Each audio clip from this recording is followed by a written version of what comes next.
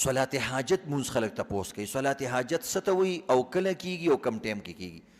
صلات حاجت مونږ ویل کیږي، صلات وایي مونږ، حاجت وایي ضرورت. چې څه ضرورت درته راپېښ شي نو نبی علیه الصلاة وسلام به مونځ کوو. اذا حزبه امر نو فزع الى الصلاة. نبی اسلام ته به چې کله مونځ کار راپېښ شو وایي فوراً به یې مونځ ته توجه شوه، نور کارونه هم به یې وروسته کوه. چې ایمرجنسي کار نه نو ایمرجنسي کې مونځ کوه، دې ته وایي ایمرجنسي مونځ.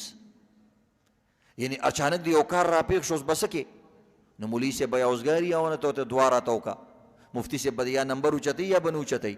رب کائنات هر وخت کې حاضر ناظر، هر وخت کې آنلاین. بس الله سره نیت وتړه، ویل یا الله. نو د شپې الله رب العزت ویخي لا تأخذه سنة ولا نوم، او جټکم پې نه راځي، خوب هم له نه ورسي، او په سکندونو کې آواز هم رسي.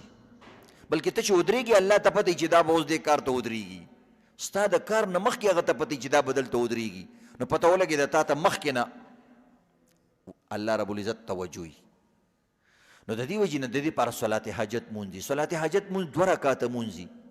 2 رکعاته صلات حاجت نفل مونځ کوم، یا 2 رکعاته نفل کوم، یا په زړه کې دې دا رال الله اکبر دې کوم صحیح ده. 2 رکعاته مونځ دی، 2 رکعتونو کې صورت دی، او دا شان عزتمندو د نفل مونځ په شان مونځ دی، دا هم نفل دی. خو دا خلک د حاجت په وخت کې کوي نو د دې وجې ورته وایي صلات حاجت، او عام نفل حاجت نه وي خو بس انسان یې کوي. او دا چې څه خصوصي حاجت پیښ شي نو بس آنلاین شي الله سره، او دې طریقې سره دا مونځو کې ایمرجنسي مونځ. نو د دې نور څه فرق کې نشته دی، او د دې نور څه خاص طریقه نشته، بس عام ساده مونځ دی 2 رکعاته. لکه څنګه چې سهار 2 رکعاته فرض مونځ کې، یا مثلا 2 رکعاته سنت مونځ کې، دقسې دا 2 رکعاته نفل هم دقه شان مونځ دی. صورت هم پکې شته، الحمد هم پکې شته، اول رکعت کې ثنا هم شته. کم ټیمونو کې به کې نو 5 ټیمونو کې نفل مونځ نه کېږي. یو عزتمنو نور راختو ټیم کې یو 10 منټه یا 15 منټه، یو نور چې مینس کې شي سر د پاسه شي سورې چې ختم شي زوال دی ته وایي، نو دغه یو 15 منټ یا 20 منټ کې نه کېږي.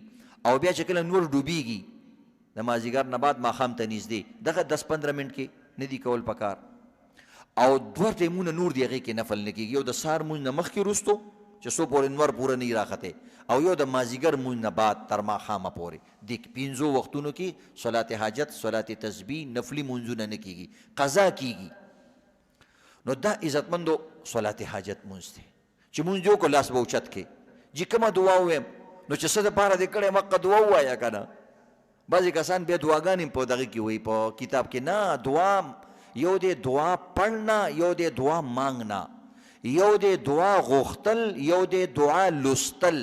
دعا لوستل به نه کې، دعا به غوښتل کې په خپله ژبه کې. په خپله ژبه کې انسان فری او ښه طریقې سره هغه څیز غوښتلی شي، او عربۍ کې به ټکو ته سوچونه کې، نو بس خپله ژبه کې وایي یا الله زما پلانې حاجت دی، دا 2 رکعاته مونځ مې وکړو دا تا ته ډالۍ کوم، دا رانه قبول کا، او یا الله د دې په برکت باندې زما پلانې حاجت پوره کا. مثلا 2 واده مې دی خدای پاکه رمضان المبارک دی، هغه 2 واده چانس ولګوه. او یا دغه رنګې مثلا اولې نه تنګې چې خدای پاکه د دغسې چلو کا، اسې گپ شپ کې وایم. نو بس څه طریقې عزتمندو، یا هغه دکان نیسمه، یا الله هغه دکان نیول راته آسان کا، یا دا قرض مې دی یا الله قرض ختم کا، او یا الله هغه لور مې بیماره ده، ښځه مې بیماره ده، یا الله هغه ښه کا، یا زما فلانی بیماری ده د ګردو د فلانی، یا الله هغه بیماری رانه ختمه کا.